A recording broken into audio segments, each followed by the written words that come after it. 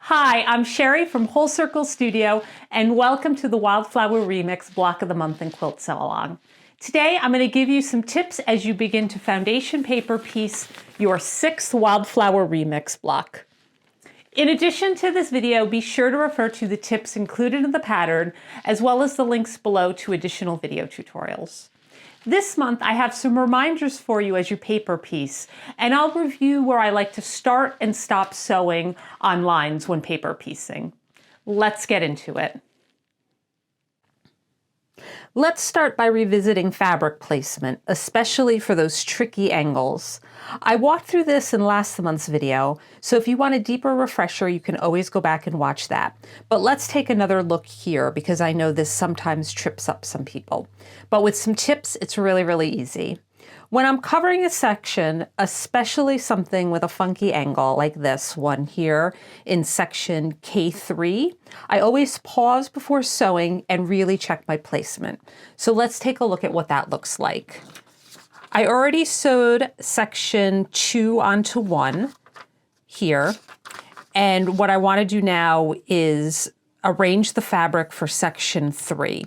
So first things first, I like to take an old hotel room key or credit card, something really thin and rigid, and I'm going to bend back the line between 1 and 2 and 3 because I want to sew on 3.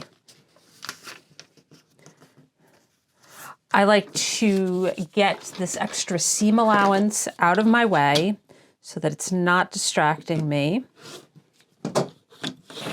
And now, again, like I did last month, I'm going to hold this up to a light source and from the back side outline where section 3 is. And this will help me make it a little bit easier to place my fabric so that I have success sewing it on the first time and not have to use the seam ripper. Okay, so I'm holding this up to a light source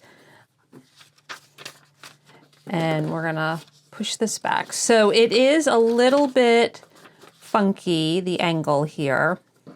So again, first things first, I'm gonna place my fabrics correct sides together where I have been on that side, and then also correct side of fabric to correct side of fabric, not worrying about placing. Fold back the paper. I like to go ahead and just align those raw edges. And now using my X-ray vision, wherever I outline this shape, as long as the new fabric that is facing me right side up, touching that fabric right sides together, is covering it, then I know I'll be okay after I sew it. So here I could see this fabric does not fully cover that shape. I need it to go all the way to the edge. So I'm just gonna shift it over. And again, it could be a little bit deceiving. This is why I like to use the pencil line in this method. And so that is the shape. I could see that that fabric does indeed cover it and does go off the edge. If I wanted to be on the safe side, I could shift it over a little bit more. And I do know, again, you might have to pull it back or use X-ray vision, that that fabric does indeed cover that shape. So at this point, it's safe to open this up and go ahead and sew on the line, which is from here to here. And I do know that that will be okay. Now let's talk about where I like to start and stop sewing on my lines when paper piecing. This is something I get asked a lot about, especially when sections meet at the edge of the paper.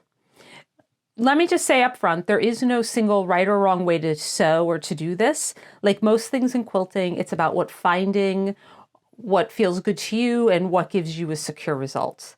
When I'm unsure, I'll often test a couple of different approaches and then go with what I like best. Now, for something like section A, where we have lines that go to the edge of the paper, if a line extends off to the edge of the paper, like here, this between sections 1 and 2, I like to sew starting where the line intersects the next section. So right here, I'll stitch a couple of times in place or some back stitches just to secure it. And then I'll sew along the line, and I'm going to go all the way to the edge of the paper and then do some stitches in place or do some back stitches right at the edge. And again, I find that that helps lock the stitches so everything stays secure. If those securing stitches go beyond the edge of the paper into the fabric, that's totally okay because that extra bit will eventually be trimmed away. But you do want to make sure that those stitches in place or back stitches are on the paper near the edge. That way you'll have some back stitches or stitches in place that don't get cut at the end when you're trimming up the paper piece. Now let's take a look at paper piece I. When I'm working at sections that meet at the edge, we have a whole bunch down here at this lower end. What I'll do is I'll look ahead to what's coming next. So this isn't required, but sometimes I'll even grab a pencil and lightly trace to visualize future seams. It just helps me see how everything is going to come together. So when I'm ready to sew on section 4 to section 3, I could see if I went all the way to the edge with the sewing, then later on I'm going to be sewing this. Actually, I'd be sewing this first, section 5, and then later on section 12. And if I sewed like this, it's not a big deal, but I'll end up with tiny little pieces of paper that become trapped in the seam later. Again, not a big deal, but just something I have to remove later on. So instead, I'm going to erase those lines. When I'm sewing on section 4, so between section 3 and section 4, I'll start right up here on the line, do a couple again of stitches in place or back stitches, and I'll sew down the line, and I'm going to stop right here at the seam allowance because later on I can capture that seam allowance with the last piece, the last section that I sew on over here. So for section between section 3 and section 4, I like to sew just along that line and stop right here. And again, with some back stitches or stitches place. When I add on section 5, I'm going to do the same thing. I'm going to start here, stop right here.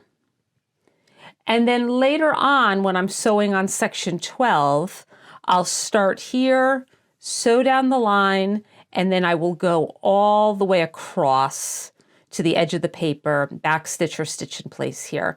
And then that line will help capture just the edge and make it very, very secure.